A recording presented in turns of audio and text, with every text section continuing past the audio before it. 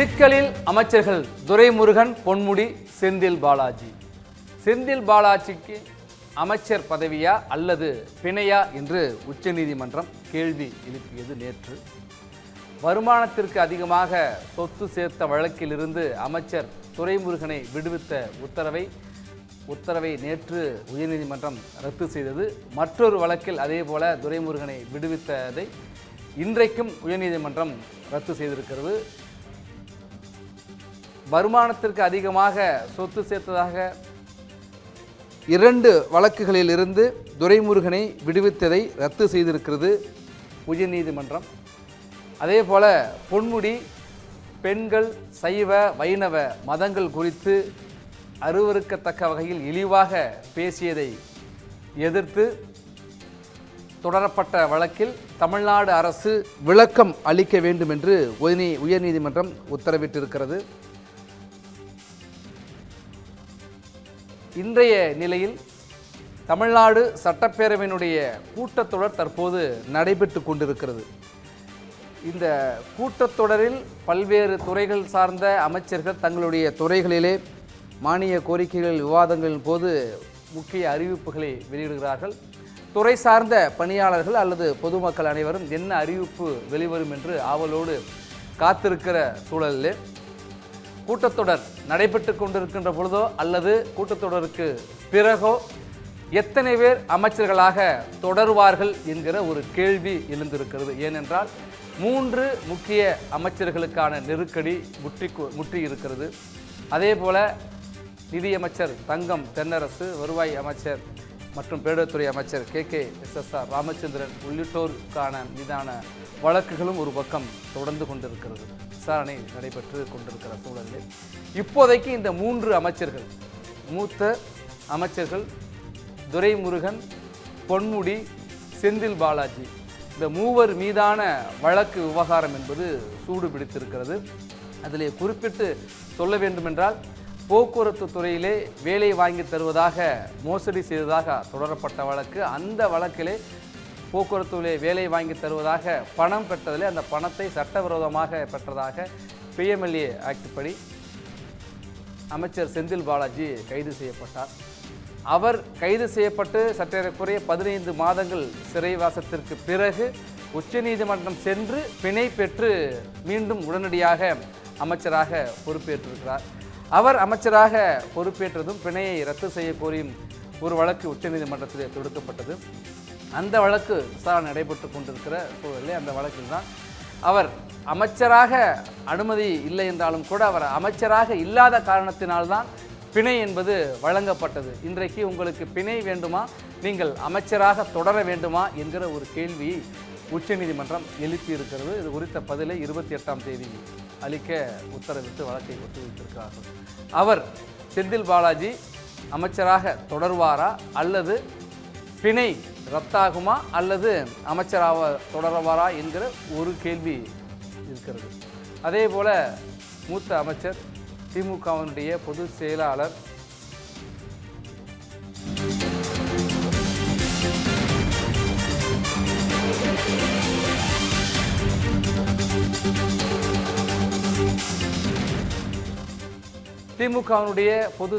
மூத்த அமைச்சர் துரைமுருகன் மீதான 2 வழக்குகள், 2மே பல ஆண்டுகளுக்கு முந்தைய வழக்குகள். ஒரு வழக்கு வேலூர் சிறப்பு நீதிமன்றத்திலே வருமானத்திற்கு அதிகமாக 1,40,00,000 ரூபாய் சொத்து சேர்த்த வழக்கு. அந்த வழக்கிலிருந்து லஞ்ச ஒழிப்புத்துறை தாக்கல் செய்த வழக்கு. அந்த வழக்கிலிருந்து அவர் வேலூர் சிறப்பு நீதிமன்றத்தால் விடுவிக்கப்பட்டார். அந்த வழக்கு தாமாக முன்வந்து நீதிமன்றம் எடுத்து விசாரணை நடத்திய பிறகு சிறப்பு நீதிமன்றம் அவரை விடுவித்ததை ரத்து செய்து நேற்று உத்தரவிட்டது. அதே போல் மற்றொரு வழக்கிலும் அதே போல் அவர் பொதுப்பணித்துறை அமைச்சராக இருந்த காலகட்டத்திலே 3,62,00,000 சொத்து சேர்த்ததாக தொடரப்பட்ட வழக்கு. அந்த வழக்கிலிருந்தும் அவர் விடுவிக்கப்பட்டார். அதையும் உயர்நீதிமன்றம் இன்றைக்கு ரத்து செய்திருக்கிறது. துரைமுருகனை பொறுத்த வரைக்கும் நேற்று ஒரு வழக்கு, இன்று ஒரு வழக்கு, 2 வழக்கு வருமானத்திற்கு அதிகமாக சொத்து சேர்த்ததாக தொடரப்பட்டு விடுவித்திருந்தார்கள். அந்த விடுவித்ததை ரத்து செய்திருக்கிறார்கள். அப்போ அந்த வழக்கு மீண்டும் தொடர்கிறது, உயிர் பெற்றிருக்கிறது என்று சொல்லலாம்.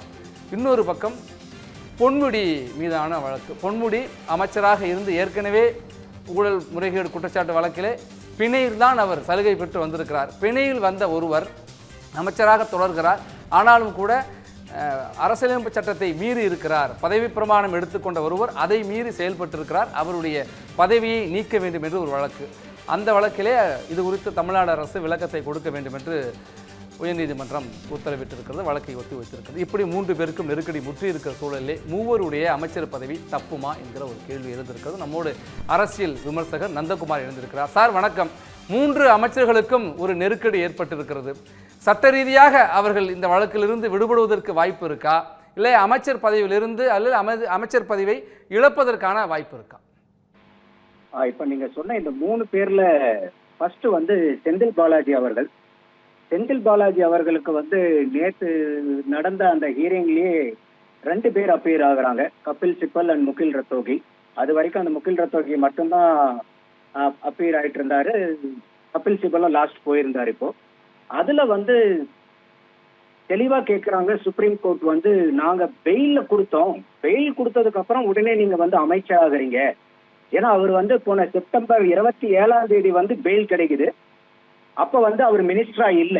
சோ அப்ப எதிர்பார்த்தது பூராமே என்னன்னா இவங்க பெயில் கிடைச்சா அவங்க வெளியில இருப்பாங்கிறது. ஆனா செப்டம்பர் 27ஆம் தேதி 29ஆம் தேதியே திருப்பி இவர் மந்திரி பதவியை அவங்களுக்கு கொடுக்குறாங்க. 2வது நாளே வெளியே வந்த 2வது நாளே மந்திரி பதவி கிடைக்குது. அந்த டிசம்பர்லயே அவங்க கேள்வி கேட்கறாங்க, எப்படி நீங்க இந்த மாதிரி மந்திரி ஆகுறீங்கன்னு. மறுபடியும் ஒரு மார்ச்ல கேட்கறாங்க. ஒரு 4-5 தடவைக்கு மேல அவங்க ஹியரிங் கேட்டாங்க, கோர்ட்ல இருந்து கிளாரிபிகேஷன் கேட்டாங்க.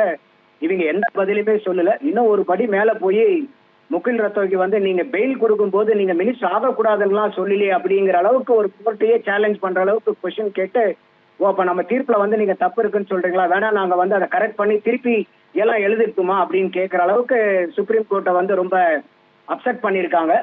அதுல தெளிவாவே சொல்லியிருக்காங்க, கபில் சிபல் அவர்கள் நாங்க மண்டே இது காலக்கெடு பாத்தீங்கன்னா வரப்போற திங்கட்கிழமை ஃப்ரீடமா உங்களுக்கு போஸ்டா, உங்களுக்கு பெயில்ல வெளியே இருக்கணுமா இல்ல நீங்க மினிஸ்டரா இருக்கணுமான்னு நீங்க டிசைட் பண்ணுங்கன்னு சொல்லியிருக்காங்க. அத திங்கட்கிழமை கோர்ட்ல இந்த கேஸ்ல செந்தில் பாலாஜி அவர் கேஸ்ல எந்த வழக்கு வாதிடவும் அங்க முடியாது. இந்த 2ல ஏதோ ஒண்ணு, இல்ல நாங்க மினிஸ்டர் போஸ்ட்ல இருந்து ரிசைன் பண்ணிட்டு நாங்க பெயில்ல இருக்கிறோம், இல்ல நாங்க மினிஸ்டர் போஸ்ட்ல தான் இருப்போம் அப்படின்னு அடம் பிடிச்சாங்கன்னா அவங்கள ஜெயில உள்ளார வச்சிருவாங்க, பெயில கேன்சல் பண்ணிடுவாங்க. அப்ப செந்தில் பாலாஜி அவர்களுக்கு திங்கட்கிழமை ஐசா பைசா தெரிஞ்சிடும் அவர் மினிஸ்டரா இருந்து உள்ளார இருக்க போறாங்களா. ஏன்னா முன்னாடியே நம்ம பார்த்தோம், அவரு ஜெயில இருந்தாலும் 6 மாசமா இலாக்கா இல்லாத மந்திரியாவே தொடர்ந்தாரு. அந்த மாதிரி இலாக்கா இல்லாத மந்திரியா திருப்பி அவர் உள்ளார இருக்க போறாரா, இல்ல ஜெயில மந்திரியா இல்லைன்னாலும் வெளியே இருக்கலாம், கட்சி பணியும் நடத்த முடியுங்கிறனால வெளியே இருக்காரான்னு பார்க்கணும். கூடுமான வரைக்கும் அவர் ரிசைன் பண்ண சொல்லிடுவாங்க அப்படிங்கிறது தான் என்னுடைய கணக்கு. அடுத்தது துரைமுருகன் அவர்கள் அவர் மேல நேற்று டிஸ்ப்ரொபோர்ஷனேட் அப்பஸ் 1996-20-1 அந்த கேஸுக்கு 2001 வரைக்கும் இருந்த கேஸ்ல அவங்களுக்கு திருப்பி டிஏசி திருப்பி அவங்க ஃபைல் சார்ஜ் பண்ணியிருந்தாங்க. ஏன்னா இதுல 2007லயே அவங்க விடுதலை செய்யப்பட்டிருந்தாங்க. திருப்பி அதிமுக ஆட்சி வந்ததுக்கு அப்புறம் திருப்பி அவங்க டிவிஏசி மறுசீராய்வு மனு போட்டு அது ரொம்ப நாளா பெண்டிங்ல இருந்துச்சு 2016ல இருந்தே. திருப்பி இப்ப அதை எடுத்து என்ன சொல்லியிருக்காங்கன்னா தினசரி இந்த கேஸை நடத்தி 6 மாசத்துக்குள்ளார தீர்ப்பு வழங்கணும் அப்படின்னு சொல்லியிருக்காங்க. அப்ப துரைமுருகன் அவர்களுக்கு இன்னும் 6 மாசத்துக்கு சேலஞ்ச் இல்லை, ஏன்னா கேஸ் நடந்துகிட்டு இருக்கும். அதோட இன்னைக்கு திருப்பி 2006-11 காலகட்டத்தில் இருக்கக்கூடிய டிஸ்ப்ரொபோர்ஷனேட் அசட்டையும் அந்த கேஸையும் திருப்பி விசாரிக்கணும்னு சொல்லியிருக்காங்க. அதுக்கு மேல ஏற்கனவே இல்லீகல் மைனிங்ல ஒரு 4730 கோடி அந்த மாதிரி ஒரு வழக்கம் அவர் மேல போய்கிட்டு இருக்கு. அடுத்தது பொன்முடி அவர்கள் வரும்போது டிஸ்ப்ரொபோர்ஷனேட் அசட் கேஸ் ஏற்கனவே 1,40,00,000 ரூபாய்க்கு டிஸ்ப்ரொபோர்ஷனேட்டா பண்ணி அதுல அவங்க கன்விக்ட் ஆயிருந்தாங்க. அதுக்கப்புறம் திருப்பி அவங்க ரிலீஸ் ஆனாங்க, ஜாமீன்ல இருந்தாங்க. திருப்பி அதை அப்பீல்ல இருக்கு. அதோட இப்போ நேத்து அந்த கேஸ் நடந்துகிட்டு இருக்கும் போதுதான் அவரு ஜஸ்டிஸ் ஆனந்த் வெங்கடேஷ் கேட்கிறாரு, நான் ஏப்ரல் 23ஆம் தேதியே அவருடைய டெரராகேட்டரி ஸ்பீச், ஹேட் ஸ்பீச் அந்த பொன்முடி அவர்கள் பெண்களுக்கு எதிராகவும் சைவம் வைணவத்துக்கு எதிராகவும் பேசினதை ஏப்ரல் 23ஆம் தேதியே நான் எஃப்ஐஆர் ஃபைல் பண்ண சொல்லியிருந்தேனே, என்ன ஆச்சுன்னு கேட்கும்போது அதை பத்தி எந்த நடவடிக்கையும் இல்லாதனால அவர் உடனடியா வந்து சுமோட்டோவா எடுத்து அதை வந்து ஹைகோர்ட்ல தலைமை நீதிபதி விசாரிக்கிற அளவுக்கு நீங்க உடனடியா பண்ணணும்னு சொல்லியிருக்காங்க. ஸோ அதுவும் வந்து பொன்முடி அவர்களுக்கு இருக்கு. அதோட மட்டும் இல்ல, இதே ஆனந்த வெங்கடேஷன் வந்து தங்கம் தென்னரசு தற்போதைய பினான்ஸ் மினிஸ்டரும் KKSSR ராமச்சந்திரன் அவர்களும் இதே மாதிரி அவங்களும் டிஸ்ப்ரோபோர்ஷனேட் அசெட் கேஸ்ல வந்து நடந்துட்டு இருந்துச்சு கேஸ். அப்போ வந்து அவங்க வாய்தாவே வாங்கிட்டு இருந்தாங்க. திமுக ஆட்சி வந்த உடனே இவங்களா வாலண்டியரா வந்து நாங்க இந்த கேஸ் உட்படுறோம்னு சொல்லிட்டு டிவிஎஸ்சிக்கு மறுபடியும் எல்லாம் சொல்லி கோர்ட்ல வந்து கேஸ் நடந்து இவங்க 2 பேரும் நிரபராதிகள் அப்படிங்கிற அளவுக்கு வந்து தீர்ப்பு கிடைச்சது. அப்பயே இதே ஆனந்த் வெங்கடேஷன் ஜஸ்டிஸ் அவர்கள் வந்து என்ன இந்த தீர்ப்பு வந்து தேர் இஸ் சம்திங் ராட்டிங், ஏதோ ஒரு அலுவல் வாடை அடிக்குது, ஒரே பேட்டர்ன்ல இருக்குது இந்த 2 கேஸுமே, அப்ப ஏதோ ஒரு தப்பு இருக்குது இதுல அப்படின்னு சொல்லிட்டு திருப்பி அந்த 2 கேஸுமே வந்து ஒரு சுமோட்டோவா எடுக்கிறாங்க. அந்த 2 கேஸும் இன்னைக்கு வந்து அதுவும் துரிதமா விசாரிக்கணும்னு சொல்லியிருந்தாங்க. அதனுடைய நிலைமையும் நமக்கு என்னங்கிற வரப்போற காலத்துல பார்க்கணும். அதோட சமீபமா ஜெகத் ரட்சகன் அவர்களுக்கும் வந்து இடி ரைடு நடந்து சற்றேறக்குறைய 908 கோடி ரூபாய் ஃபைன் பண்ணியிருந்தாங்க. நன்றி. ஸோ அது அப்புறம் KN நேரு திருச்சியில இருக்கிறவங்க அவங்களுக்கு வந்து நிறைய அவங்க சம்பந்தப்பட்ட ரைடெல்லாம் நம்ம பார்த்தோம். ஏவா வேலூர் சம்பந்தப்பட்ட இடி ரைட் பார்த்தோம். அதோட வேலூர்ல துரைமுருகன் அவர்கள் கதிரானந்த் அவர்களுடைய வீட்டிலையும் அவர் வெளிப்பான சுற்றுப்பயணத்தில் இருந்த போது அவங்க வீட்டுல நடந்த இடி ரைடையும் பார்த்தோம். இந்த மாதிரி இன்னும் வந்து என்ன ஏதுங்கிறது தெரியாத KN நேரு அவர்கள், ஏவா வேலு, கதிரானந்த் இந்த மாதிரி இடி ரைட் இருக்கு. ஸோ இது வந்து முன்னால பாரதிய ஜனதா கட்சியினுடைய முன்னாள் தலைவர் அவரே சொல்லியிருந்தாரு. அந்த டைம்ல வந்து 11 அமைச்சர்கள் மேல வந்து வழக்குகள் எல்லாம் நிலுவையில இருக்கு. அதாவது சேரக்கூடிய 33% அமைச்சர்மார்கள் மேல வந்து ஊழல் வழக்குகள் இருக்கு. அதுக்கெல்லாம் வந்து துரிதமா வந்து நடவடிக்கை எடுக்கணும் அப்படின்னு சொல்லிட்டு, அப்ப இந்த லிஸ்ட் எல்லாம் வந்து போக தான் நமக்கு தெரியும் யார் யாரு என்னன்னு. ஆனா செந்தில் பாலாஜி அவர்கள் வந்து திங்கட்கிழமை ஃபார் ஷூர் தெரிஞ்சிடும். அவர் வந்து ஃப்ரீடம், எனக்கு பெயில் தான் முக்கியம்னு சொல்லிட்டு அமைச்சர் பதவி ராஜினாமா பண்றாரா, இல்ல அமைச்சர் பதவி முக்கியம்னு சொன்னாங்கன்னா உடனே அவங்க பெயில கேன்சல் பண்ணிடுவாங்க. அப்ப நமக்கு உடனடியா பதவி இறங்க போறது வாய்ப்பு இருக்கிற அதிகமான வாய்ப்பு 99.99% பதவி இழக்கக்கூடிய வாய்ப்பு செந்தில் பாலாஜி அவர்கள் இருக்கு. துரைமுருகனுக்கு இன்னும் ஒரு 6 மாசம். நன்றி நன்றி நன்றி சார். ஒரு 3 அமைச்சர்கள் மட்டுமல்ல 10க்கும் மேற்பட்டவர்களுக்கான அமைச்சர் பதவி எப்போது வேண்டுமானாலும் பறிபோகும் என்கிற ஒரு நிலையை நந்தகுமார் விளக்கமாக சொல்லியிருக்கார். வருமானத்திற்கு அதிகமாக சொத்து சேர்த்ததாக 2 வழக்கிலிருந்து விடுவிக்கப்பட்டார் துரைமுருகன். ஆனால் அந்த விடுவிக்கப்பட்டதை உயர்நீதிமன்றம் ரத்து செய்திருக்கிறது. 6 மாதத்திற்குள்ளாக வழக்கை விசாரித்து தீர்ப்பை வழங்க வேண்டும் என்று சொல்லியிருக்கிற சூழலில் அவருக்கு 6 மாத காலம் அவருக்கு எந்த பிரச்சனை இல்லை, இப்பொழுதைக்கு பிரச்சனை இல்லை என்று சொல்லலாம். ஆனால் மற்ற இருவரை பொறுத்த வரைக்கும் ஏற்கனவே வருமானத்திற்கு அதிகமாக சொத்து சேர்த்துதான ஒரு வழக்கிலே தண்டிக்கப்பட்டு உச்சநீதிமன்றம் வரை சென்று அதில் பிணை பெற்று தற்பொழுது பொன்முடி அமைச்சராக இருக்கிறார். அந்த வழக்கும் இன்னும் ஒரு பக்கம் விசாரணை நடைபெற்று கொண்டு தான் இருக்கிறது. தாமாக முன் வந்து அந்த வழக்கை எடுத்து விசாரணை நடைபெற்று கொண்டு இருக்கிற சூழலில் அதற்கான இறுதி தீர்ப்பு என்பது இன்னும் வராத சூழலிலே மேலும் ஒரு சர்ச்சையிலும் தொடர்ச்சியாக அவர் அமைச்சராக 2021 உயர்கல்வித்துறை அமைச்சராக பொறுப்பேற்றதிலிருந்தே பல சர்ச்சைகளில் அவர் சிக்கிக்கொண்டே இருந்தார். இலாக்கா மாற்றம் கூட அதனால்தான் என்றெல்லாம் சொல்லப்பட்ட சூழலிலே இலாக்கா மாற்றப்பட்ட பிறகு கூட நான் அப்படித்தான் பேசுவேன் என்பதை சொல்வதைப் போல இப்போ அவர் பேசியிருக்கார் என்கிற விமர்சனம் ஒரு பக்கம் இருக்குது. ஒரு 50 ஆண்டுகளுக்கு முன்பு பேசியதை மீண்டும் சுட்டிக்காட்டி ஒரு அரங்கத்திற்குள்ளாக பேசிய பேச்சாக இருந்தாலும் கூட அந்த பேச்சை இந்த நேரலையில் வார்த்தைகளை குறிப்பிட முடியாத அளவிற்கான ஒரு இழிவான ஆபாச பேச்சை அமைச்சராக இருந்த அவர் பதிவு செய்திருக்கிறார். பதவி பிரமாணம் செய்த ஒருவர் அரசியலமைப்பு சட்டத்திற்கு விரோதமாக செயல்பட்டிருக்கிறார். எதை சொல்லி அவர் பதவி பிரமாணம் மேற்கொண்டாரோ அதை மீறி இருக்கிறார். அவர் அமைச்சராக இருக்க தகுதி அற்றவர், அவரை அமைச்சர் பதவியிலிருந்து நீக்க வேண்டும் என்று ஒரு பொதுநல வழக்கும் சென்னை உயர்நீதிமன்றத்திலே தாக்கல் செய்யப்பட்டிருக்கு. அந்த வழக்கு விசாரணை ஒரு பக்கம் நடைபெற்று கொண்டிருக்கு. இது குறித்து அரசும் விளக்கம் அளிக்க வேண்டும் என்று அரசிற்கும் நோட்டீஸ் அனுப்பப்பட்டிருக்கிற சூழலில் மீண்டும் நம்மோட அக்னீஸ்வரன் இணைந்திருக்கிறார். சார் வணக்கம். 3 அமைச்சர்களுக்கு மட்டும்தான் நெருக்கடியா இல்லை 10க்கும் மேற்பட்டவர்களுக்கு நெருக்கடின்னு சொல்றாங்க, நீங்க என்ன சொல்றீங்க? தமிழ்நாட்டை பொறுத்தளவுல 4.5 ஆண்டு காலமா மக்களுக்கு நெருக்கடியாக இருந்தது. சொத்து வரி, மின்சார வரி எல்லாத்தையும் ஏற்றி. ஆனா இன்னைக்கு 3 அமைச்சர்களுக்கு நெருக்கடி இருக்கிற காலகட்டம் இது. இதை தொடர்ந்து நேற்றைக்கு அமைச்சர் துரைமுருகன் அவர்கள் வழக்கு, இன்னைக்கு அவங்க 2வது வழக்கு. அப்ப இப்படி தொடர்ந்து நடந்துகிட்டு இருக்கு. இதை பத்தி எல்லாம் ஆளுகிற அரசாங்கம் சற்றும் காதில் போட்டுக் கொள்ளாத போல ஒரு தோற்றத்தை அவர்கள் உருவாக்குகின்றார்கள். ஆனா மக்களுக்கு இது என்ன நடக்குது அப்படின்றத தெளிவா தெரிஞ்சுக்கிட்டாங்க. ஆகவே இந்த அரசாங்கம் அப்படிங்கிறது உச்சநீதிமன்ற தீர்ப்பு, திரு செந்தில் பாலாஜி அவர்களுடைய தீர்ப்பு, மரியாதைக்குரிய முன்னாள் உயர்கல்வித்துறை அமைச்சர் திரு பொன்முடி அவர்கள் பேசிய பேச்சுக்கள், அவர் மீது இன்றைக்கு மீண்டும் புதிதாக ஒரு வழக்கு சென்னை மாண்புமிகு உயர்நீதிமன்றத்தில் தொடரப்பட்டிருக்கு.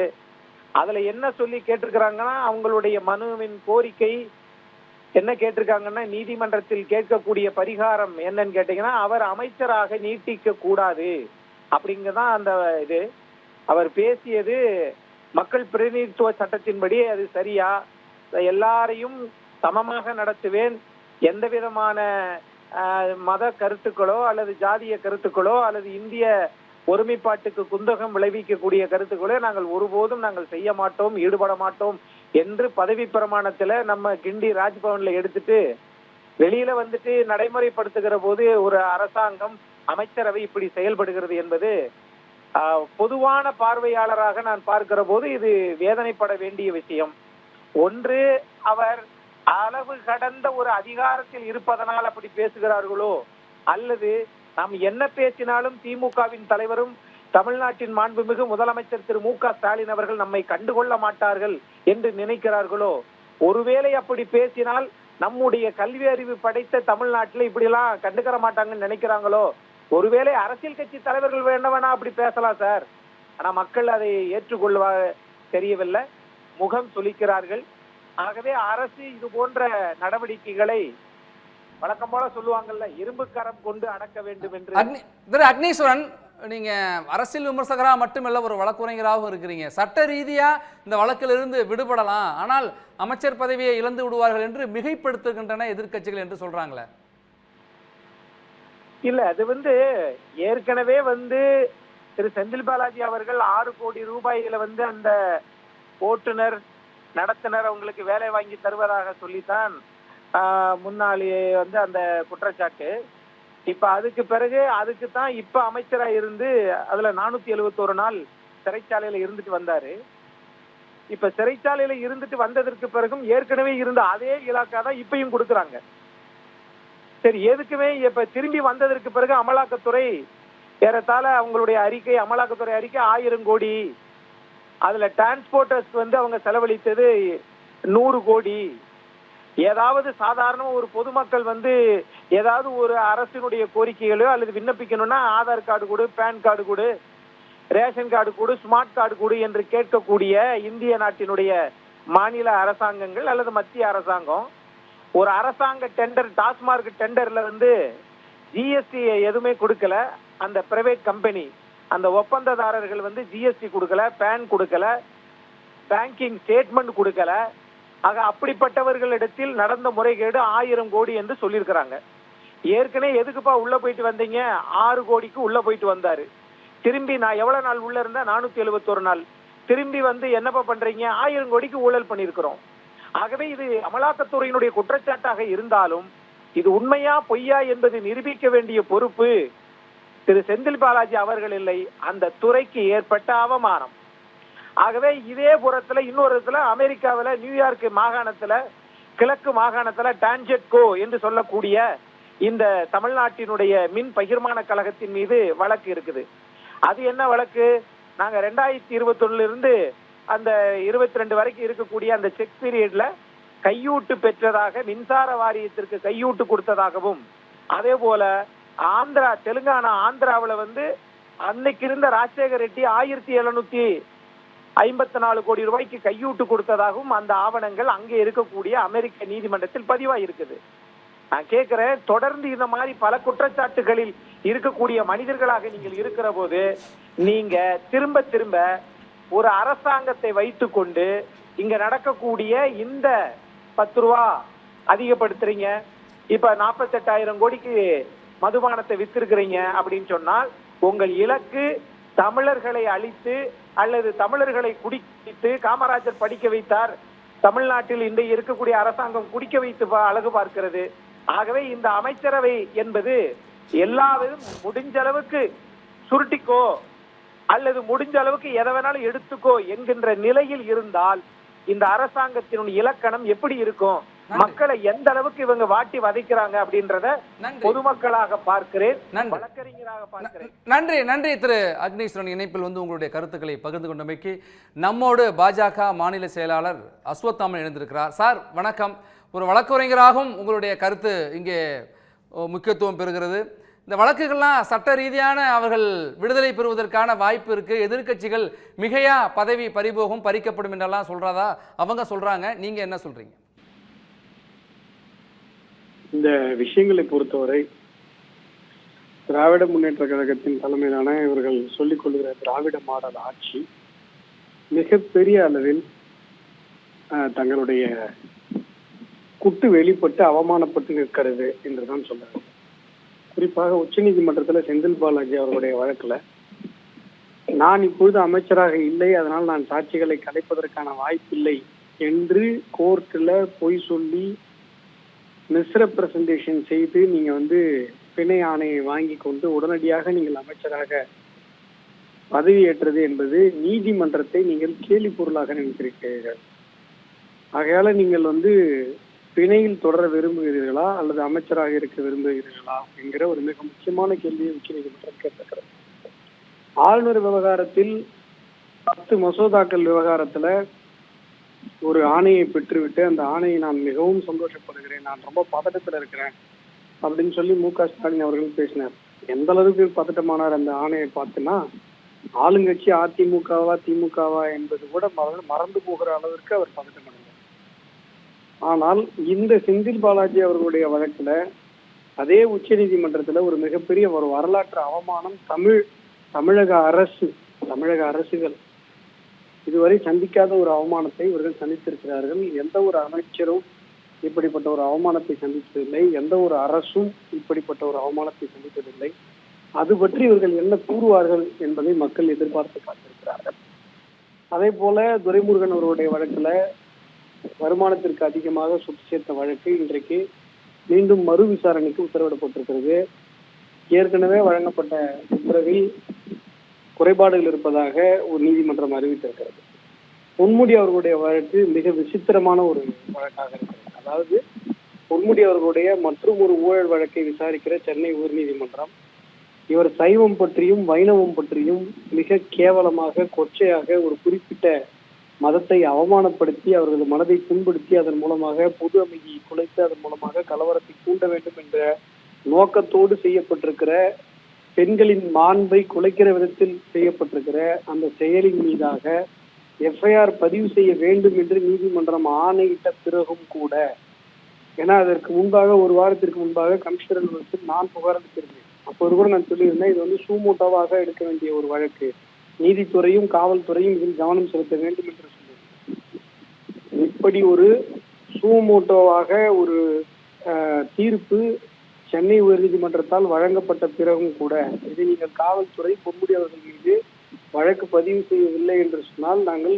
நீதிமன்ற அவமதிப்பு நடவடிக்கைகளை முன்னெடுப்போம் என்று நீதிமன்றம் சொல்லியும் கூட வழக்கறிஞர் வில்சன் அவர்கள் ஆஜராகி என்ன சொல்றார், அது சட்டப்பூர்வமாக பொன்முடி அவர்கள் செய்தது தவறே இல்லை என்று வாதிடுகிறார். தவறே இல்லை என்று சொன்னால் கட்சி பொறுப்பிலிருந்து அவர் ஏன் நீக்கப்பட்டார் என்ற ஒரு மிக முக்கியமான ஒரு கேள்வி இங்கு எழுகிறது. ஆக பொன்முடி அவர்கள் வாய் தவறுதலாக ஏதோ கூறிவிட்டார் என்பது அல்ல இங்க விஷயம். பொன்முடி அவர்கள் சைவம் பற்றியும் வைணவம் பற்றியும் ஆபாசமாக பெண்களை கொச்சப்படுத்தும் இடத்தில் பேசிய பேச்சை தமிழக அரசு ஆதரித்து உயர்நீதிமன்றத்தில் இது சட்டப்பூர்வமாக தவறு இல்லை என்று சொல்லியிருக்கிறது. இது தமிழக மக்களை அவமானப்படுத்துகிற, தமிழக பெண்களை தமிழர்களுடைய வழிபாட்டை கொச்சைப்படுத்துகிற ஒரு மிக முக்கியமான ஒரு ஒரு என்ன சொல்றது அவமானகரமான ஒரு விஷயமாக இது பார்க்கப்படுகிறது. இப்பொழுது அந்த வழக்கு நீதித்துறை ரெஜிஸ்ட்ரார் கிட்ட டைரக்ஷன் போட்டு இப்போ உயர்நீதிமன்ற தலைமை நீதிபதியிடம் அந்த வழக்கு மாற்றப்பட்டிருக்கிறது. இப்போ அது வழக்கு விசாரணைக்கு வரும். ஒரு எஃப்ஐஆர் போடுவதற்கு கூட சீஃப் ஜஸ்டிஸ் வரைக்கும் சென்றுதான் ஒரு அமைச்சர் மீது எஃப்ஐஆர் வாங்க வேண்டியிருக்கிறது. ஆனா எதிர்க்கட்சியினர் எந்தவித குற்றமும் செய்யாமல் சாதாரணமாக ஒரு ஊழலை பற்றி வெளிப்படுத்தி ஒரு பதிவுகள் போட்டால் கூட அதற்கு பொய் வழக்குகளை போட்டு நகராட்சியில் வந்து போலீஸ் நீடிப்பார்கள்.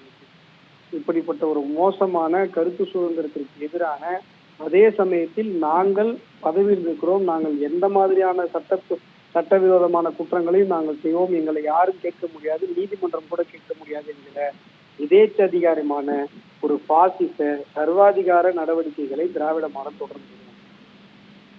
நன்றி சார், உங்களுடைய கருத்துக்களை பகிர்ந்து கொண்டமைக்கு. நம்மோடு மூத்த பத்திரிகையாளர் விஸ்வா இணைந்திருக்கிறார். விஸ்வா, 3 அமைச்சர்களுக்கு மட்டும்தான் முட்டுகிறதா நெருக்கடி, இல்லை 3 அமைச்சர்களுக்கு முற்றுகை என்று அதீத விமர்சனமாக முன்வைக்கப்படுகிறதா? வணக்கம். இது என்னன்னா மிகப்பெரிய ஒரு வியப்புக்குரியதா இருக்கு. இத்தனை தொடர்ந்து திமுக அரசு மு.க. ஸ்டாலின் தலைமையான ஐயா தலைமையிலான ஆட்சிக்கு வந்ததுக்கு பிறகு வந்து பாத்தீங்கன்னா அதிகபட்சமாக நீதிமன்றங்களுடைய நறுக்குட்டுகளுக்கு தொடர்ந்து ஆளாகி கொண்டே இருக்கிறது திமுக அரசு. ஆனால் அதை பற்றியெல்லாம் கொஞ்சம் கூட இவர்களுக்கு எந்த கவலையும் இல்லை. 1-2 வழக்குகளில், ஏராளமான வழக்குகளில் இந்த வழக்கு தீர்ப்பு மட்டுமே இல்லை, அந்த அப்சர்வேஷன் என்று சொல்லக்கூடிய நீதிபதிகள் வழக்கமாக பேசக்கூடிய தருணங்களிலேயே மிக கடுமையான சொற்கள் சொல்லி தொடர்ந்து திமுக அரசிற்கு கண்டனம் தெரிவித்துக் கொண்டிருக்கிறார்கள். எடுத்துக்காட்ட நீங்க பாத்தீங்கன்னா அண்ணா பல்கலைக்கழக விவகாரத்தில் கூட அந்த சென்னை மாநகர காவல் ஆணையர் நடந்து கொண்ட விதத்தம் பற்றி அவர் மீது நடவடிக்கை எடுக்கணும்னு சொல்லி சென்னை உயர்நீதிமன்றம் உத்தரவிடுது. ஆனால் அந்த வழக்கில் அவர் மீது நடவடிக்கை எடுக்க வேண்டியதில்லை என்று சொல்லி உச்சநீதிமன்றத்திற்கு செல்கிறது தமிழ்நாடு அரசு. அதாவது உயர்நீதிமன்றம் ஒரு மாணவி பாலியல் துன்புறுத்தல் செய்யப்பட்ட வழக்கில் அதனுடைய முதல் தகவல் அறிக்கை வெளியாகி இருக்கிறது. இது சரிவர கையாளப்படவில்லை. இதற்கு காரணமான சென்னை மாநகர ஆணையர் மீது நடவடிக்கை எடுக்க வேண்டும் என்று சென்னை உயர்நீதிமன்றம், தமிழ்நாட்டினுடைய மிக உயரிய நீதி மன்றம், அது உத்தரவிடுகிறது. அவர் மீது எந்த நடவடிக்கையும் எடுக்க வேண்டாம் என்று சொல்லி உச்சநீதிமன்றத்துக்கு சென்று அதற்கு தடை வாங்குகிறது தமிழ்நாடு அரசு. ஆக இது ஒரு எடுத்துக்காட்டு. அது மட்டும் இல்லாம நீங்க பாத்தீங்கன்னா எந்த உயர்நீதிமன்ற தீர்ப்புகளையும் இவர்கள் மதிப்பதில்லை. மருதமலையில் பாத்தீங்கன்னா தமிழில் குடமுழுக்கு நடத்த வேண்டும் என்று போராடக்கூடிய அந்த வழக்கு உயர்நீதிமன்றம் உத்தரவிடுகிறது. அதை செய்வது போல ஒரு நாடகம் ஆடுகிறார்கள். அதே போல நீங்க பொன்முடி வழக்கிலும் அதே போலதான் அவர்கள் தொடர்ந்து நீதிமன்றத்தினுடைய அவமதிப்புக்கு ஆளானார்கள். நீதிமன்றம் கடுமையான சொற்களை சொல்லியது. இது நீங்க கைப்புண் கண்ணாடி. முதலாக கனிமொழி அவர்களே இது பேசியது தவறு என்று அவருடைய கட்சியை சார்ந்த ஒரு பெண் எம்பியே சொல்லிட்டாங்க. ஆனாலும் கூட காவல்துறை இவர் எந்த விதமான முதல் தகவல் அறிக்கையும் வழக்கும் பதிவு செய்யாமல் காத்திருக்கிறது அப்படிங்கிறது அதை விட ஒரு அவலம். அடுத்து செந்தில் பாலாஜி விவகாரம் நமக்கு தெரியும். தொடக்கத்திலிருந்து எத்தனை குற்றச்சாட்டுகளுக்கு அவர் ஆளாகிட்டு இருக்காரு. ஒரு இலாக்கா இல்லாத, ஒரு துறை இல்லாத அமைச்சராக ஆண்டு கணக்கில் அவரை வைத்து, ஆண்டு கணக்கில் சிறையில் வைத்துக் கொண்டு, அவருக்கு அமைச்சர் பொறுப்பை வைத்துக் கொண்டு, இதெல்லாம் நீங்க பாத்தீங்கன்னா வாக்களிக்கக்கூடிய மக்களை இவர்கள் என்ன நினைக்கிறாங்கன்னே தெரியல. வாக்களிக்கக்கூடிய மக்கள் இத்தனை பேர் வாக்களிச்சு சரி இவர்கள் நல்லாட்சி கொடுப்பாங்க அப்படின்னு சொல்லிதான் அனுப்புறாங்க.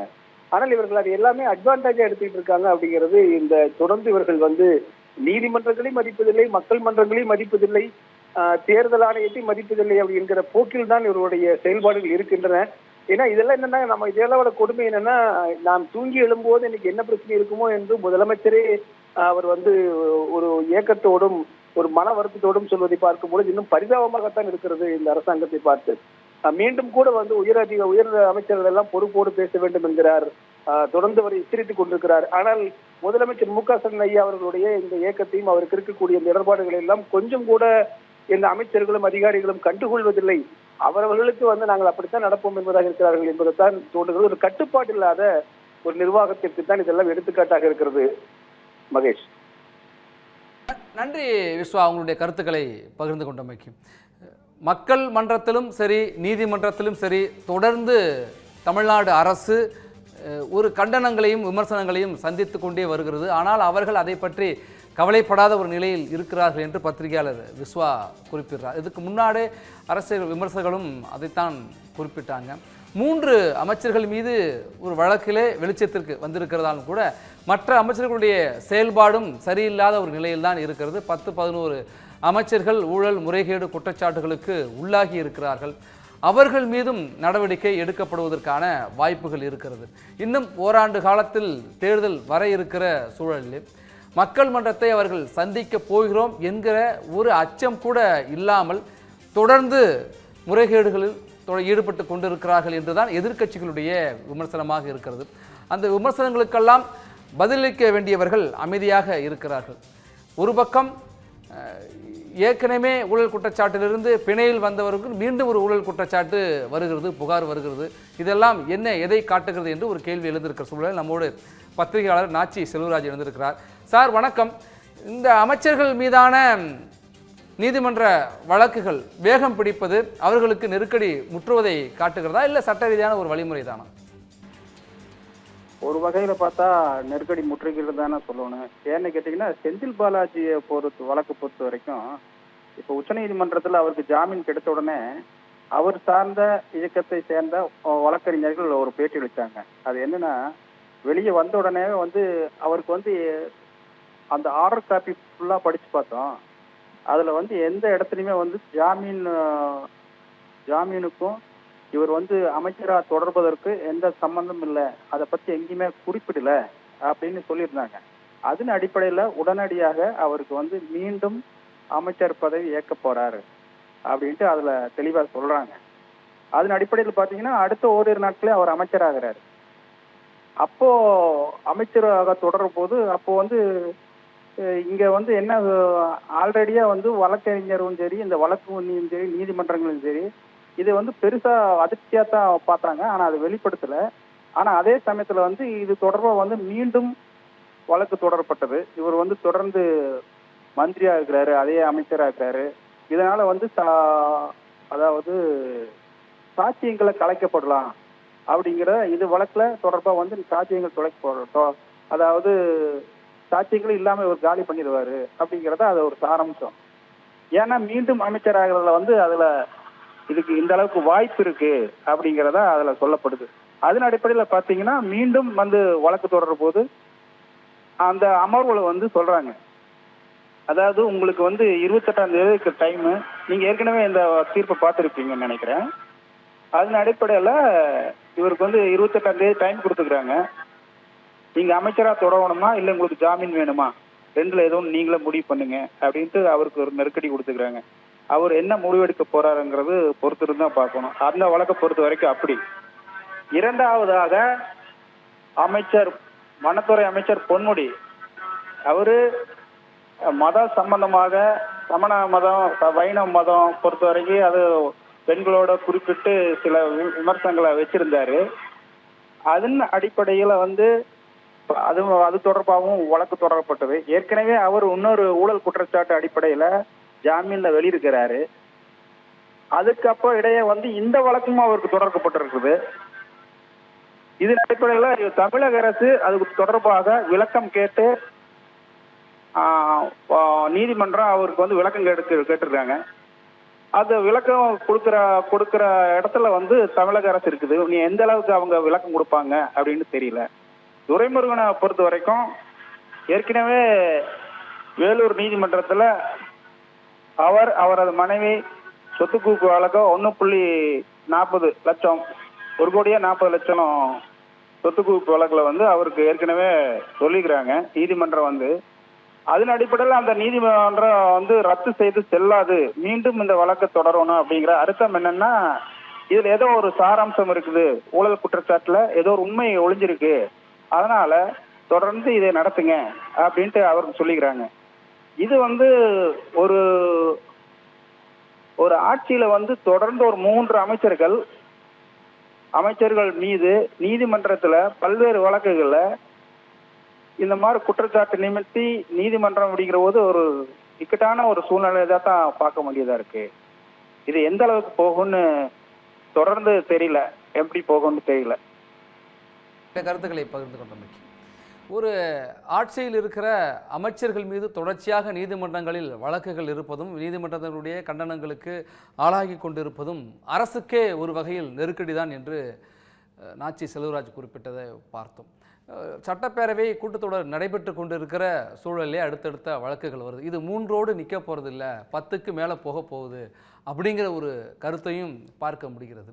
இப்போ இந்த அரசுக்கு ஒரு 3 அமைச்சர்களுக்கு மட்டுமல்ல, அரசுக்கே இது நெருக்கடியாக மாறப்போகிறதா என்கிற இன்னொரு கேள்வி எழுகிறது. பொன்முடி வழக்கை பொறுத்த வரைக்கும் அவர் ஏற்கனவே ஒரு வருமானத்துக்கு அதிகமாக சொத்து சேர்த்த வழக்கில் தண்டிக்கப்பட்டு அப்புறம் மேல்முறையீடுக்கு சென்று அங்கு பிணை பெற்று பிணையில் இருக்கிற ஒருவர் இது போன்ற ஒரு சர்ச்சையான பேச்சை பேசி மீண்டும் ஒரு சர்ச்சைக்கு உள்ளாகி இருக்கிறார். மக்கள் பிரதிநிதித்துவ சட்டத்தை மீறி இருக்கிறார், அரசமைப்பு சட்டத்தை மீறி இருக்கிறார். பிரமாணம் பதவி பிரமாணம் எடுத்தவர் தன்னுடைய ரகசிய காப்பு பிரமாணம் பதவி பிரமாணத்தை மீறி இருக்கிறார் என்றெல்லாம் அடுக்கடுக்காக அவர் மீது குற்றச்சாட்டு. அவர் மூத்த அமைச்சராக இருப்பவர். 50 ஆண்டு காலம் நாம் அரசியல் பணியிலிருந்து ஒரு தடுமாற்றத்தில் இப்படி வார்த்தைகள் வந்துவிட்டதாக பகிரங்கமாக மன்னிப்பு கேட்டுக்கொள்வேன் என்று பொன்முடி குறிப்பிட்டார். அவர் பகிரங்கமாக மன்னிப்பு கேட்டாலும் கூட அந்த வார்த்தைகள் தடுமாற்றத்தில் வந்தவை அல்ல, திட்டமிட்டே இழிவுபடுத்த வேண்டும் என்பதே தெளிவாக வந்த வார்த்தைகள் என்றுதான் குற்றம் சாட்டுகிறவர்கள் சொல்கிறார்கள். உயர்நீதிமன்றத்தை கூட பதவியிலிருந்து நீக்க வேண்டும் என்று நாடி இருக்கிறார்கள். இது ஒரு பக்கம் இருக்கு. அதே போல துரைமுருகன் மீதும் அந்த வழக்கும் 2 இருக்கிறது. நம்மோடு மூத்த பத்திரிகையாளர் செந்தில்வேல் இணைந்திருக்கிறார். சார் வணக்கம். 3 அமைச்சர்களுக்கு நெருக்கடி முற்றி இருக்கிறது. இல்லை 10க்கும் மேற்பட்டவர்கள் நெருக்கடி, அரசுக்கே நெருக்கடி என்றெல்லாம் சொல்றாங்க. உங்கள் பார்வை? இல்ல, ஒரே ஒரு வார்த்தை மட்டும் நான் சேர்த்துக்கணும்னு நினைக்கிறேன். திமுக அமைச்சர்களுக்கு முற்றுகிறதா நெருக்கடின்னு சொன்னா கொஞ்சம் நல்லா இருக்கும். அமைச்சர்கள்ங்கிறதோட திமுக அமைச்சர்கள் கூடுதலா வச்சுக்கணும்னு நான் நினைக்கிறேன். குறிப்பா பாத்தீங்கன்னா இந்த 3 விஷயத்துல பொன்முடி விஷயத்த நம்ம ஒதுக்கிடலாம். என்னென்ன வச்சுங்கன்னா, ஏற்கனவே இந்த அவர் பேசியதை யாருமே ஆதரிக்கல. அது மிகவும் கண்டிக்கத்தக்க ஒரு விஷயம். அதுல ஒன்றும் மாற்றம் இல்லை. இதை ஃபர்ஸ்ட் புகாரா கொடுத்ததே கனிமொழி திமுக துணை பொதுச்செயலாளர் தான் கொண்டாந்தாங்க. அவரை கட்சி பொறுப்புலேருந்து அவரை நீக்கிட்டாங்கன்னு அது முடிஞ்சிருச்சு. பட் வழக்கு முகாந்திரம் இருந்தால் கண்டிப்பா வழக்கு போலீஸ் ஆட்டோமேட்டிக்கா எஃப்ஐஆர் போட போறாங்க. அதுல ஒன்றும் மாற்றம் இல்லை. பட் அவரை பதவியிலிருந்து நீக்கணும் அப்படின்னு கோர்ட் உத்தரவிடுவதற்கான வாய்ப்புகள் மிக குறைவு அப்படின்னு நான் நினைக்கிறேன் மகேஷ்.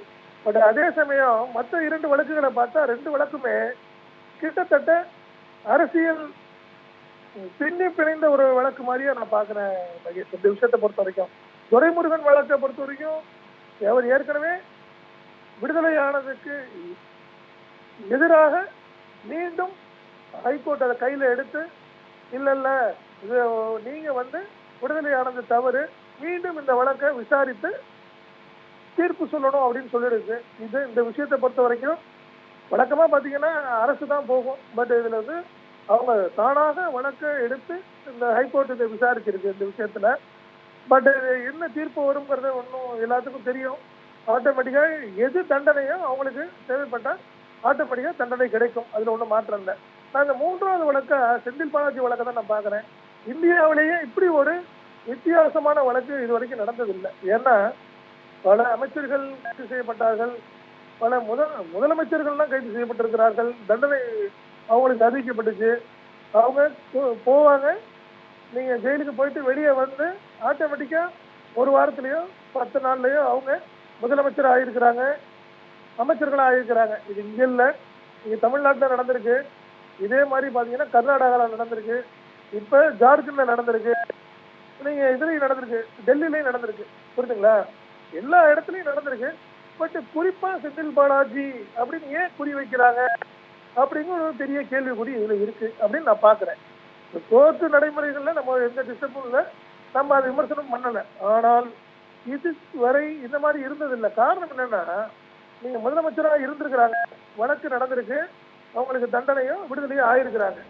ஆனால் அவர் முதலமைச்சராக இருக்கும் போது சாட்சிகளை கழித்து விடுவார், அதனால் முதலமைச்சர் ஒரு பதவி நீக்க வேண்டும் அப்படின்னு எந்த கோர்ட்டும் இதுவரைக்கும் சொன்னதில்லை. இது உச்ச நீதிமன்றம் இது முதல் முறையா கேட்டிருக்கு சார். இந்த வழக்குல இன்னொரு விஷயத்தை கேட்டிருக்காங்க சார். ஒரு அமைச்சராக பதவி ஏற்கலாம் என்ற அனுமதி எல்லாம் சொல்லலாம், ஆனால் அமைச்சராக இல்லை என்பதற்காக தான் பிணை வழங்கப்பட்டது. உங்களுக்கு அமைச்சர் பதவியா அல்லது பிணையா என்கிற ஒரு கேள்வியை எழுப்பி 28ஆம் தேதிக்குள்ள பதில் சொல்லியிருக்காங்க. இப்ப அவர் அமைச்சர் பதவியில இருப்பாரா அல்லது பிணையில் அதை ஏற்பாரா என்கிறது தான் கேள்வி. இப்ப எதுவா இருக்கும் சார் 28ஆம் தேதி? இல்ல நடைமுறை என்னங்கிறது பாத்தீங்கன்னா ஆட்டோமேட்டிக்கா நீங்க ஜாமீன்னா நீங்க நீங்க மந்திரி பதவியானா மந்திரி பதவிங்கிறது என்னைக்குனாலும் கிடைக்கும். அதை பத்தி எல்லாம் மாற்றம் இல்லைன்னு வச்சுங்களேன்.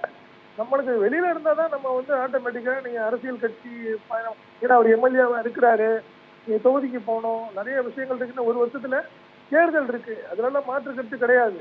ஆனால் என்னைய பொறுத்த வரைக்கும் உச்ச நீதிமன்றம் அவருக்கு இல்ல நீங்க மந்திரி ஆக கூடாதுன்னு அன்னைக்கே இந்த ஜாமீன் வழக்குல சொல்லியிருந்தாங்கன்னா இவ்வளவு பெரிய பிரச்சனை இருந்திருக்காது அப்படிங்கறத எண்ணமா இருக்குது. நன்றி நான் சார். அதுதான் நினைக்கிறேன். நன்றி சார், உங்களுடைய கருத்துக்களை தேங்க்யூ. பகிர்ந்து கொண்டமைக்கு நன்றி சார். இந்த 3 அமைச்சர்களை பொறுத்த வரைக்கும் அவர்கள் அமைச்சர்களாக தொடர்வதில் சட்ட சிக்கல் இருக்கிறது, பதவி விலகுவதற்கான வாய்ப்புகள் இருப்பதாக பத்திரிகையாளர்கள், அரசியல் விமர்சகர்கள் சொன்னார்கள். அதே நேரத்தில் உச்சநீதிமன்றத்தினுடைய வழக்குரைஞர் ஜிஎஸ் மணி ஒரு கருத்தை தெரிவித்திருக்கிறார். இந்த மூவருமே அமைச்சராக தொடர்வதில் சட்ட சிக்கல் இருக்கிறது என்று தெரிவித்திருக்கிறார். அவரோடு நம்முடைய செய்தியாளர் வீரகுமார் நடத்திய கலந்துரையாடல் இந்த சிறப்பு நேரலையை நிறைவு செய்கிறோம். மற்றும் ஒரு பேசுபொருளோடு சந்திப்போம். சார் வணக்கம் சார். இந்த வழக்குகள் பார்த்துருப்பீங்க. முதல்ல செந்தில் பாலாஜி அவருடைய வழக்கை பார்த்துருப்பீங்க. அவருடைய ஜாமீனா அல்லது அமைச்சர் பதவியா என கேட்டிருக்கிறாங்க. ஜாமீன் ரத்தாக வாய்ப்பு இருக்கா சார்? செந்தில் பாலாஜி அமைச்சர், ஊழல் அமைச்சர், அவரை பொறுத்த வரைக்கும் திமுக அமைச்சர் செந்தில் பாலாஜிக்கு இப்போ கடல்ல குதிக்கிறதா இல்லை தண்ணி இல்லாத பாழுங்கிணத்துல குதிக்கிறதாங்கிறது தான் இப்போ உச்சநீதிமன்றம் ஒரு காலக்கெடு நிர்ணயம் செய்திருக்கிறது. உச்சநீதிமன்றம் உங்களுக்கு பெயில் வேணுமா இல்லை அமைச்சர் பதவி வேணுமா, நீங்கள் அமைச்சர் இல்லைன்னு சொல்லி தான் நீங்கள் பெயிலை வாங்கிட்டு போனீங்க. இப்போ நீங்கள் பெயில் கொடுத்த உடனே நீங்கள் உடனடியே அமைச்சராக இருக்கீங்க. அதனால் நீங்கள் இதில் நீங்கள் பெயில் வேணும்னா நீங்கள் அமைச்சர் பதவியை ராஜினாமா செய்யணும்னு சொல்லியிருக்காங்க. அதுக்கு காரணம் என்னென்னா, ஏற்கனவே டெல்லி முன்னாள் முதலமைச்சர் ஆம் ஆத்மி தலைவர் அரவிந்த் கெஜ்ரிவால் அவரோட வழக்கில் உச்சநீதிமன்றம் ஜாமீன் வழங்கும் போது அவர் முதலமைச்சராக நீடிக்கக்கூடாதுன்ற அந்த நிபந்தனையில் தான் அந்த ஜாமீனை அவர் வழங்கினாங்க. அதே மாதிரி அவர் முதலமைச்சராக நீடிக்கல, வேற ஒருத்தவங்க முதலமைச்சராக இருந்தாங்க. அதன் அடிப்படையில் தான் பாலாஜிக்கும் செந்தில் பாலாஜிக்கும் அவர் அமைச்சர் இல்லை அப்படின்றதுனால ஊழல் வழக்கில் அவருக்கு ஜாமீன் கொடுத்தாங்க. பொதுவாக ஜாமீன் கொடுக்க மாட்டாங்க இந்த போன்ற ஊழல் வழக்கு, மணி லாண்டரிங் கேஸில். உச்சநீதிமன்றம் சொல்லியிருக்கிறது என்னென்னா, நீங்கள் அதிக நாள் சிறையில் இருந்ததுனாலையும் ட்ரையல் எடுக்கிறதுக்கு காலதாமதம் ஆகுன்ற அந்த 2 காரணத்துக்காக உங்களுக்கு கொடுக்கப்பட்ட லிபர்ட்டி, சுதந்திரம், அதாவது பெயில் கொடுக்க வேண்டிய அதுக்காக தான் உங்களுக்கு கொடுத்தோம். அதை நீங்கள் அத்துமீறீங்க. அந்த சாட்சிகளை கலைக்க ஒரு அமைச்சராக நீங்கள் பல முயற்சி எடுத்துருக்கீங்க நிறுவனமாகின்றதுனால தான் இன்றைக்கி இப்படிப்பட்ட ஒரு கெடு வச்சுருக்காங்க. அதனால் என்னுடைய பார்வை என்னன்னா, செந்தில் பாலாஜி அமைச்சர் அவர் உடனடியாக ராஜினாமா செய்யறது தான் அவருக்கான ஒரு நல்ல ஒரு தீர்வாக இருக்கும். ராஜினாமா செய்யலைன்னா உச்சநீதிமன்றம் பெயிலை கேன்சல் பண்ணும், அவர் சிறைக்கு செல்வார். ஒருவேளை இவங்க செந்தில் பாலாஜி தரப்பு என்ன நினைக்கலாம் அப்படின்னாக்கா, அவங்க இப்போ நீதியரசர், உச்சநீதிமன்ற நீதியரசர் ஓகா அவர்கள் அவர் நீதிபதிகளை நியமனம் செய்கின்ற பரிந்துரை கொலிஜியத்தில் 4வது ஜட்ஜாக இருக்கார். அவர் வரும் மே மாதம் 24ஆம் தேதி ஓய்வு பெறாரு. அப்படி அவர் ஓய்வு பெற்றால் அவர் போன பிறகு வேற யாராவது ஒரு நீதிபதி அவர்கிட்ட எதையாவது பேசி இது இவங்க பெயில் வாங்கலாம், இல்லை இவரே மந்திரியாவை நீட்டிக்கிட்டு பண்ணலாம் அப்படின்ற ஒரு ஐடியாவில் கூட அவங்க இருக்கலாம். அதுவேளை ஒரு இருக்கலாம். ஆனாலும் இன்னைக்கு நீதிபதி அவர் காலக்கெடு நிர்ணயம் பண்ணார். திங்கட்கிழமை இவர் அமைச்சர் செந்தில் பாலாஜி பதவியை ராஜினாமா பண்ணலாம், உச்சநீதிமன்றம் பெயிலை கேன்சல் பண்ணும். பெயிலை கேன்சல் பண்ணி அதில் ஒரு உத்தரவே பிறப்பிக்கும். அமைச்சராக இருந்து கொண்டு, ஊழல் வழக்கில் அமைச்சராக இருந்து கொண்டு ஒருத்தர் பெயில் கொடுத்தா அவர் அமைச்சராக நீடிக்கக்கூடாதுன்னு ஒரு கண்டிஷன் போட்டாங்கன்னா அதுவே ஒரு முன்னுதாரண தீர்ப்பாக பல தீர்ப்புகளுக்கு ஆகுன்றதான் நான் எதிர்பார்க்குறேன். சார், அடுத்ததான் அமைச்சர் துரைமுருகன் அவருடைய 2 அந்த சொத்து குவிப்பு வழக்குலையுமே ரத்து செஞ்சுருக்காங்க. அதை எப்படி சார் பார்க்குறீங்க? அதனுடைய அடுத்த கட்ட சட்ட நடவடிக்கை எப்படி இருக்க போகுது? ஆமாம், இன்றைக்கி அதாவது துரைமுருகன் அவர் சொத்து குவிப்பு வழக்கை ஏற்கனவே நீதிமன்றம் ரத்து பண்ணது. அந்த ரத்து பண்ண தீர்ப்பை இன்றைக்கி உயர்நீதிமன்றத்தை அந்த தீர்ப்பை ரத்து பண்ணியிருக்கு. இப்போ அவருக்கு எதிரான அவருக்கு மனைவிக்கு எதிரான அந்த ஊழல் வழக்கு, வருமானத்துக்கு அதிகமாக சொத்து குவிச்ச ஊழல் வழக்கு ட்ரையல் கோர்ட்டில் விசாரணை செஞ்சு மறுபடியும் சாட்சிகளை விசாரித்து ஒரு தீர்ப்பு வழங்க. அதுலேயும் அவர் துரைமுருகன் குற்றவாளி அப்படின்னு தீர்ப்பு வரும்னு தான் எதிர்பார்க்குறோம். ஏன்னா அதில் சாட்சிகள் எல்லாம் கிளியராக இருக்குது. அவர் வருமானத்துக்கு அதிகமாக சொத்து குவித்த எல்லா முகாந்திரம் இருக்கிறதுனால தான் உயர்நீதிமன்றம் இன்னைக்கு அந்த ரத்து செய்த தீர்ப்பையே ரத்து பண்ணியிருக்காங்க. அதனால அவரும் சிறைக்கு செல்லக்கூடிய வாய்ப்பு இருக்கு. மக்களே, thank you for overwhelming response. நம்ம G Square Aranya record breaking success of phase 1 sold out, அதுவும் வெறும் 56 hoursல. உங்களுக்காக இப்போ phase 2 is open now. Launching G Square Aranya at Poru, bang on Chennai bypass service road. Villa plots ranging from 800 to 3800 square feet. Price on request only. To know more details, call 89399 89393.